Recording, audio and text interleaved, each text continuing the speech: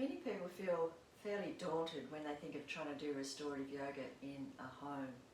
If you go to a restorative yoga class in a studio, you would know we use so many fantastic props like bolsters. We have these lovely firm bolsters to put under bodies and to lie on, and these kind of ones to put underneath ankles and things like that.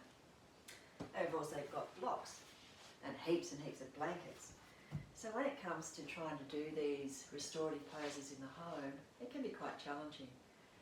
And with the onset of this pandemic, I was really challenged too when I started to teach people on Zoom. I thought, oh my God, they haven't got all the gear, how am I going to do this?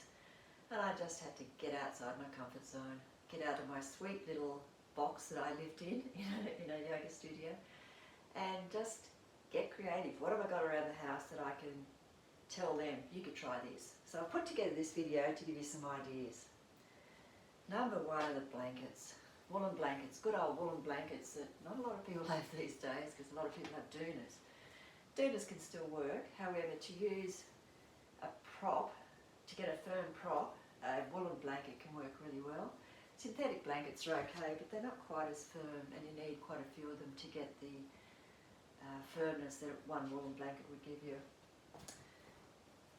Beach towels, again, they work very well. They're nice and big, and you can fold them into all kinds of shapes.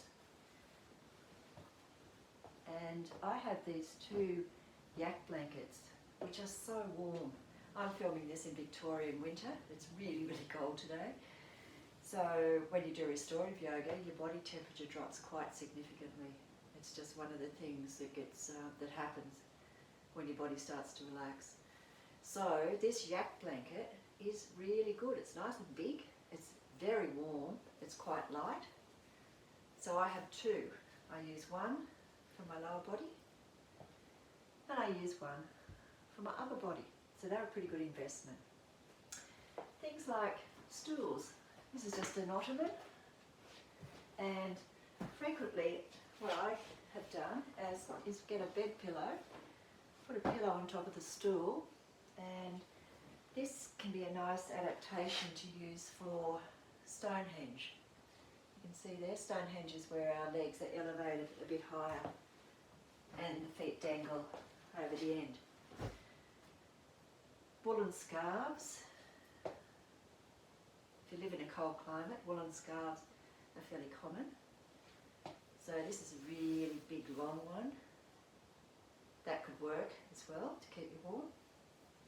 And of course, if you're doing it in summer, just covering yourself, because you can be quite vulnerable lying in Shavasana or any of the other poses. Just have a simple, light cotton scarf can work well. And sarongs. Sarongs are really good. They're fairly cheap.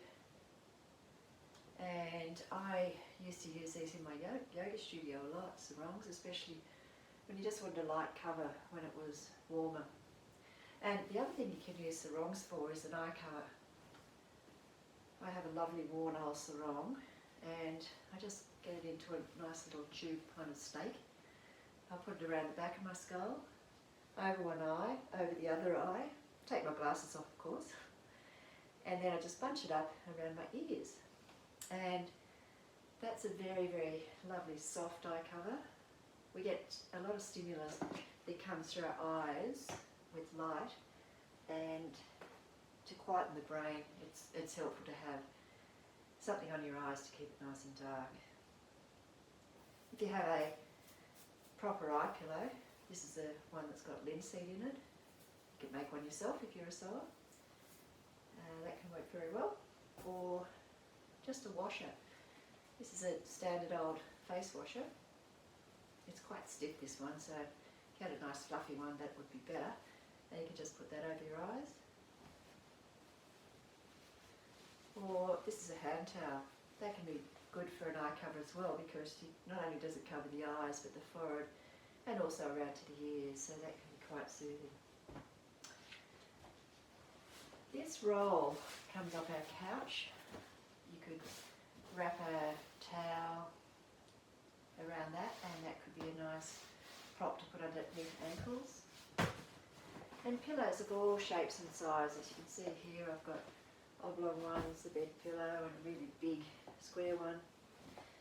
This one has feathers in it, it's a feather stuffing, and this works really nice for a head pillow. You can kind of mould it around your head.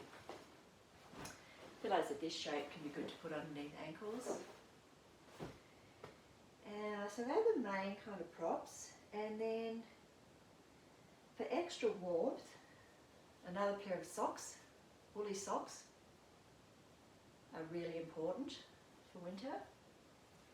And what I often do is put on, these are hand knitted socks with wool and silk in them, so they're really warm. And then I'll put on these booties. These are sheepskin booties. This is what I call my yoga booties. And they are so warm, so that works incredibly well. In my hands, I will often, in the yoga studio I used to have little eye pillows that I gave people to put in their hands. The heart chakra is in the centre of the palm. So it can be a really soothing thing to just get a pair of socks, roll them up, put them in the centre of your palm, and let your fingers curl around them. And it's amazing what great feedback I've had from people that they find that very soothing. And then, if you're getting cold hands like I do, you can use these booties. These are beautiful homespun hand knitted booties that my brother gave me, Tasmanian wool. So I nestle them into my fingers into the end of these booties, and that keeps my hands warm. So, that's it. So if you're interested in doing restorative yoga, contact me, calmbeginnings.net.au, and I can take you through a session.